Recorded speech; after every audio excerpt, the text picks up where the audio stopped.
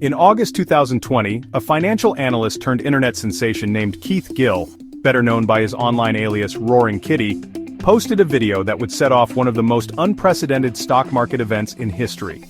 In his viral video, Gill laid out a compelling argument for why shares of GameStop Corp. Or GME could skyrocket from $5 to $50, driven by a massive short squeeze.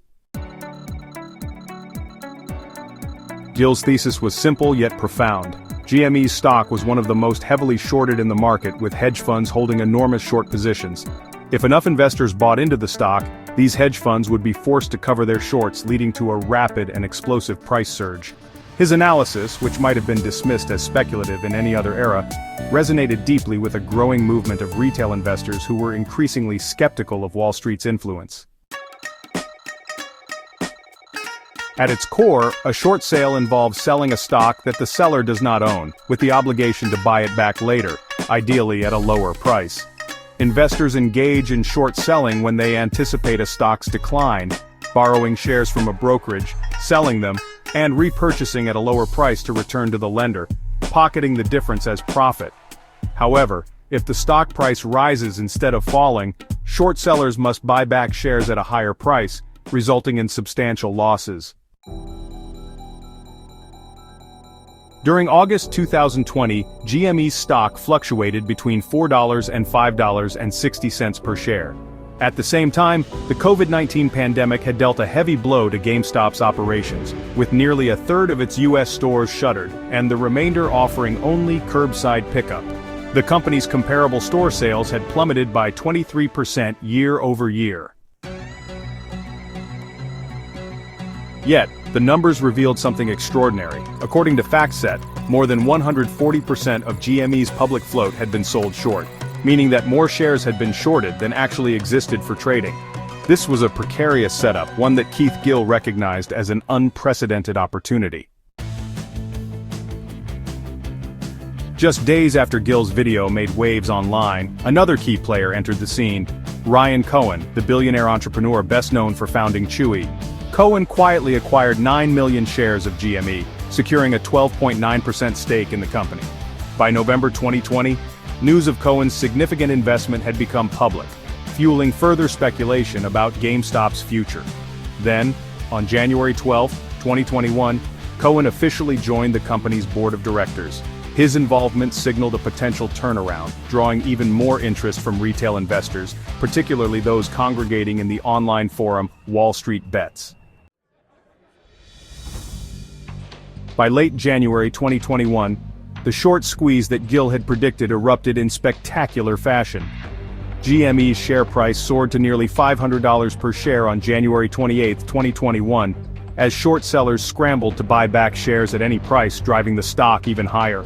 The consequences were catastrophic for several hedge funds, some of which suffered massive losses and were ultimately forced to shut down. This event cemented the rise of the meme stock movement, where stocks gained viral popularity not because of their fundamentals, but due to retail investors rallying together against institutional Wall Street players. The narrative took on a distinctly populist tone, framed as a battle between everyday investors and the financial elite. A new figure emerged on Wall Street: the ape icon. Traditionally, market participants had been categorized into bulls, who bet on rising prices, bears, who bet on declining prices, and pigs, who were considered reckless and greedy investors. Now, the ape symbol represented a new breed of retail investor, one that was fearless, community-driven, and unafraid to challenge the status quo. GameStop's success as the first meme stock inspired a hunt for other heavily shorted companies that could experience similar short squeezes. Wall Street Bets users identified stocks like AMC Entertainment, BlackBerry Bed Bath & Beyond Coscorp, and Vinco Ventures as potential candidates. By late January 2021, AMC became the next battleground for retail investors, setting the stage for yet another clash between Wall Street and the online investing community, one that would prove just as explosive as GameStop's saga. On December 15, 2015, AMC announced a new direction. Its board of directors named Adam Aron as the company's new chief executive officer and president, effective January 4, 2016. Adam Aron was no stranger to high-stakes corporate leadership, having served as a senior operating partner at Apollo Management LP from 2006 to 2015. This was a significant connection. Apollo had been part of the investor group that previously owned AMC when it was still a private entity. Adam Aron stepped into his new role at a time of great promise. Under previous leadership, AMC had already begun implementing transformative strategies, including the installation of luxurious reclining seats in many of its theaters and the expansion of premium food and beverage offerings. These initiatives paid off. 2015 had been a record-breaking year, signaling a bright future for the company. Determined to take AMC to even greater heights, Adam Aron spearheaded an ambitious expansion plan. On March 3, 2016, AMC announced a definitive merger agreement with Carmike Cinemas Incorporated, one of the country's largest motion picture exhibitors. The deal, valued at approximately $757 million, was designed to solidify AMC's position as the dominant force in the U.S. movie theater industry. The acquisition was finalized on December 21, 2016, for $858.2 million, including the assumption of $230 million in debt. But Adam Aron wasn't done. Just weeks before closing the Carmike deal, AMC had already set its sights on international expansion.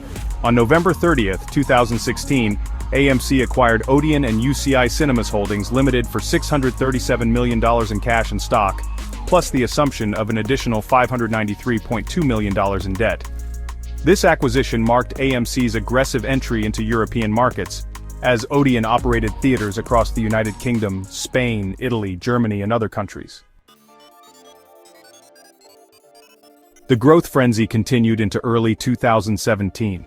On January 23, 2017, AMC announced its acquisition of Stockholm-based Nordic Cinema Group Holding AB for $929 million. The deal cemented AMC as the largest theater chain in the world, operating thousands of screens across multiple continents. However, these acquisitions came at a steep cost. The company's debt load skyrocketed from $3.4 billion in September 2016 to a staggering $6.6 billion by the end of that year. To alleviate the financial strain caused by its expansion, AMC executed a secondary public offering in late 2016. By February 8, 2017, the company had successfully raised approximately $618 million by selling 22 million shares at $31.50 per share.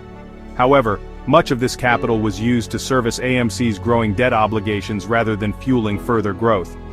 The Carmike acquisition alone had required a $350 million bridge loan from institutions including Citigroup, Merrill Lynch, and Credit Suisse, several of which were also underwriters of AMC's SPO. Check one, check two, check. Despite Adam Aron's aggressive strategies, AMC's financial situation became precarious. Corporate debt ballooned from $1.93 billion in 2016 to $4.75 billion by 2019, a staggering 146% increase. Then, in 2020, the COVID-19 pandemic struck. The pandemic delivered a crushing blow to AMC. Theaters across the globe were forced to close, revenue streams evaporated, and tens of thousands of employees were furloughed. In Adam Aron's own words, AMC's revenue collapsed from $450 million a month to $450,000 a month in 1 week. With bankruptcy looming, institutional investors began fleeing and short sellers pounced. By August 3, 2020, AMC had 109.3 million shares of common stock outstanding, but that number was about to change drastically. Once again, by August 3, 2020, AMC had 109.3 million shares of common stock outstanding. Desperate for liquidity, AMC struck a controversial deal with Mudrick Capital Management, issuing millions of new shares in exchange for $100 million in debt financing. By December 28, 2020, the number of outstanding Class A shares had ballooned to 164.3 million, a 54.9 million share increase in just over 3 months. We repeat, by December 28, 2020, the number of outstanding Class A shares had ballooned to 164.3 million, a 54.9 million share increase in just over 3 months. Amidst the turmoil, a major threat emerged. In December 2020, the New York Post reported that investment giants Apollo Global Management and other firms were circling AMC, pressuring the company to file for Chapter 11 bankruptcy. The deal they proposed would keep AMC's theaters open, but at a devastating cost. It would hand control of the company to Wall Street financiers. As 2020 drew to a close, AMC's stock price had been battered. Market makers and hedge funds had driven it down 73%, from $7.78 per share in February 2020 to just $2.12 per share by year-end of 2020. But as Wall Street plotted to bury AMC, an unexpected force emerged: retail investors. In January 2021, the meme stock movement took the financial world by storm. Inspired by the GameStop short squeeze, individual investors on Reddit's Wall Street Bets forum began buying AMC shares en masse. Their goal? To expose the rampant naked short selling that had plagued AMC's stock and force short sellers to cover their positions. The results were astonishing. From January 4th to January 22nd, 2021, AMC's stock climbed from $1.91 to $3.74. Then, in a spectacular surge, it jumped to $19.90 on January 27, 2021.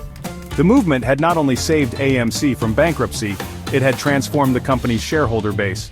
Millions of everyday investors now held AMC stock, united in their belief that the market had been manipulated against them. The financial establishment, caught off guard, scrambled to respond, but it was too late. The meme stock revolution had begun, and AMC was at its center. Wall Street's reliance on naked short selling had created a systemic risk to the financial system. Institutions and hedge funds that had bet against AMC were suddenly trapped, unable to cover their positions without triggering even higher prices. The situation exposed deep flaws in market regulation, flaws that had been ignored for decades. Despite SEC rules prohibiting abusive short-selling practices, market makers like Citigroup Global Markets continued to engage in naked short selling. This allowed them to manipulate AMC's stock supply, artificially depressing its price. Yet, in an ironic twist, the very practice meant to drive AMC into the ground had instead galvanized an army of retail investors determined to fight back.